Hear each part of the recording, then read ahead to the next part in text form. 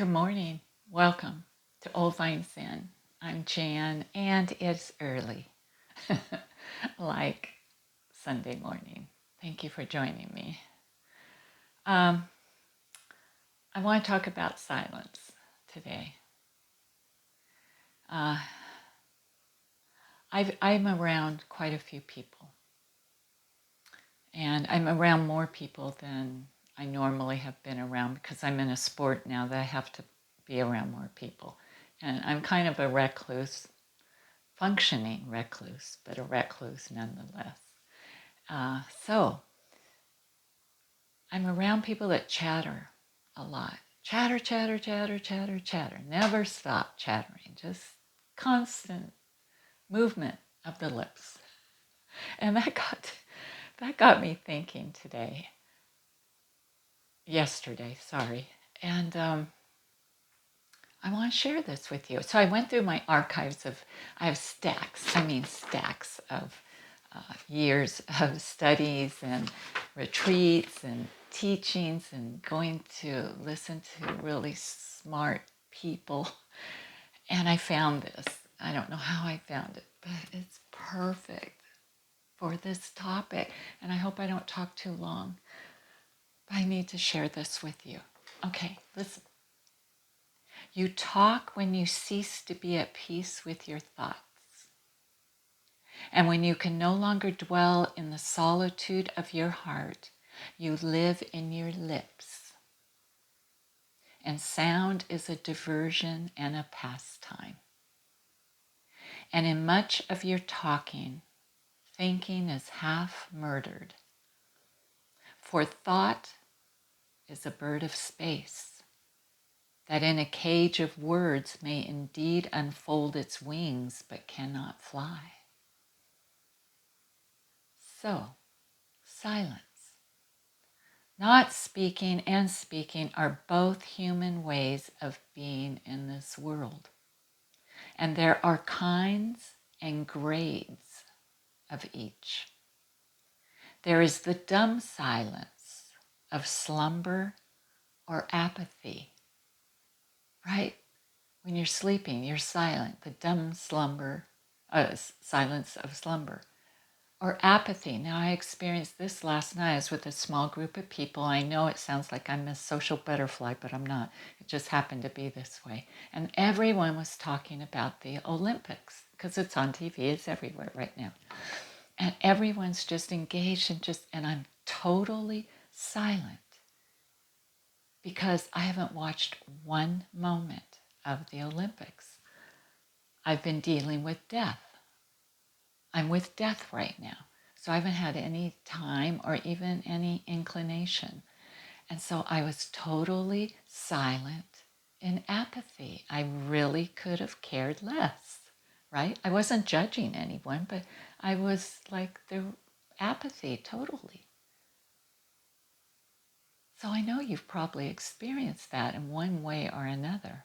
There's that kind of silence.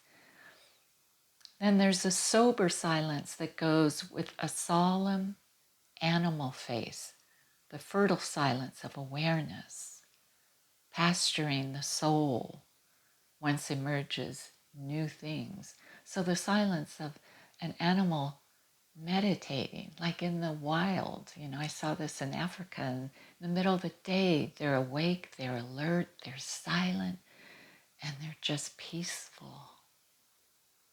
Right? A cat sitting in a windowsill early in the morning, catching the morning rays, and his eyes are half closed, silent, just there. And then there's the alive silence of alert perception, ready to say this, meaning, have you had that epiphany, that like deep wow moment? You're silent and it's coming to you and it's awakening in you and you're like, yes, this, you get it. That's silence. And the musical silence that accompanies absorbed activity. When you're doing something that you love and you are totally absorbed in it and you're silent and you are just in that activity, You're in the flow. That's silence. There's that kind of silence. And then there's the silence of listening to another speak, catching their drift and helping them be clear. You know, when somebody's talking to you and you get it, you get what they're saying, and you're helping them express it, to bring it out. That silence, it's like you're saying with your body, with your facial expression, you're saying, yes, come on, give me more, give me more. That's silence. And then there's the silence of peaceful accord, the communion that one finds with the cosmos. And this is the silence I kind of contribute to meditation. That silence with the cosmos, just you and the cosmos, the universe. That's silence. And so, you know, when people die, we say, let's show a moment of silence. You know, we show them that respect of silence. We zip our lips and be silent. But we can also show ourselves that moment of silence, that moment of respect to ourselves before we're dead, before the other person is dead, to be silent, to show respect for your practice today, to show respect. Be still, be silent. I don't care what your mind is doing. It can be thinking a million thoughts. Just zip it up and be with it. That's meditation. So when people say, I can't meditate, I can't stop my thoughts, well, don't stop your thoughts. Don't stop them. Just be silent. Be still. Be with yourself. Show yourself that respect. Put some effort into it. You know, that's the other thing. I think it's effort. You show yourself some effort. Give yourself some effort.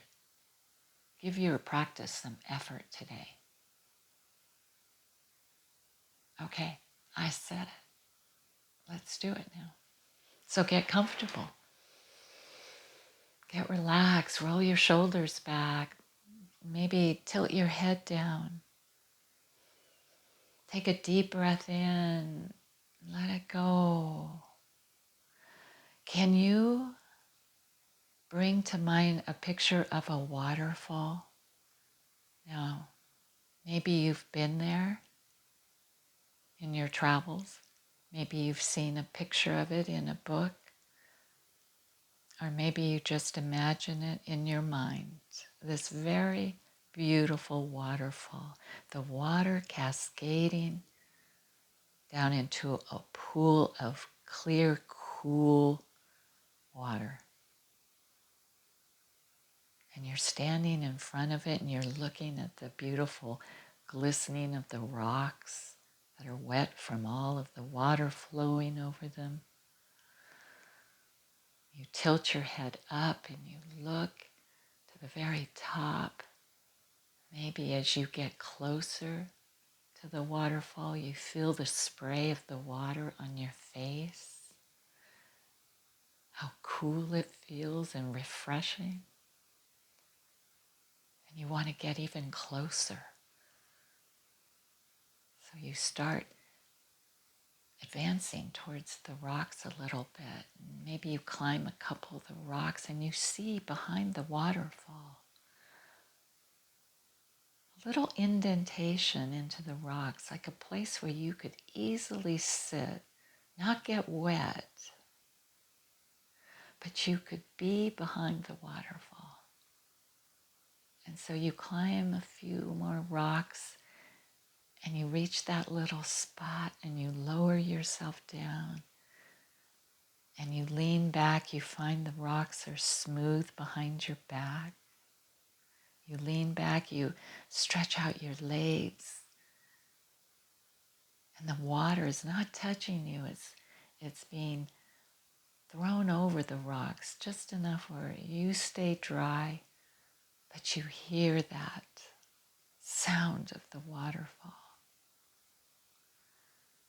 And you close your eyes and you feel the coolness of the air touch your skin. And you totally relax into this place.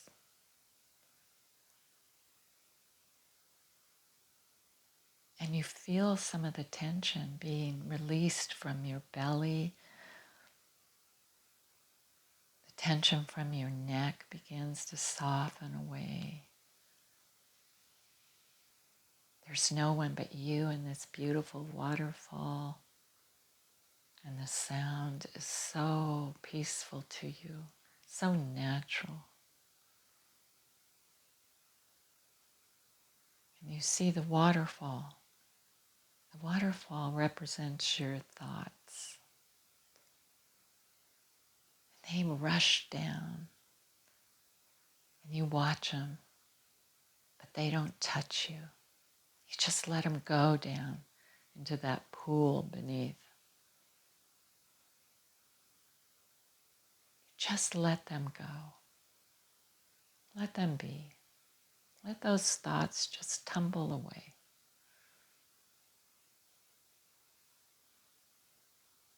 And your face softens. Your eyes are soft. And you leave the busy world behind for a few minutes. You just leave all the worries, the sadness. Something strange and wondrous begins to happen here behind this waterfall. When one spends a stretch of time in solitude, in the company of waterfalls, you relax, you breathe, you leave behind the bustle of the human world with all the judgments and opinions, and all the talking and chattering. It's a kind of rerouting in that deepest part of ourself, a relearning of how to simply be with the most authentic part of you.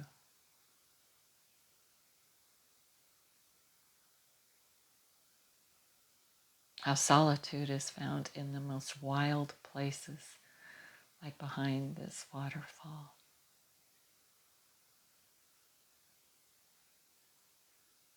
The wild places of nature, so natural, so beautiful, so peaceful.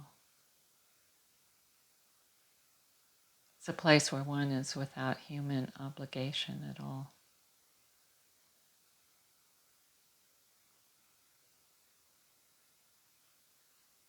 The place where one's inner voice becomes audible, not in words, but in feelings and intuition and heartfelt understanding of oneself and others without talking, just being, just understanding. So peaceful and calm. Do you hear the silence? Silence is golden, but my eyes still see. But my eyes still see. But my eyes still see. Silence.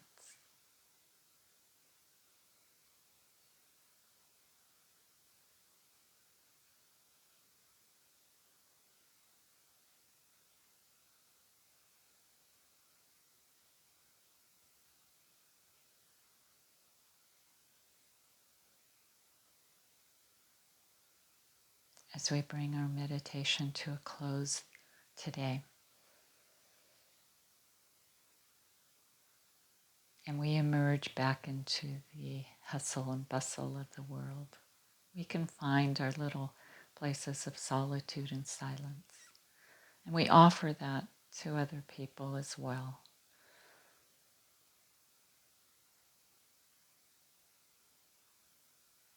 Show other people the respect of silence.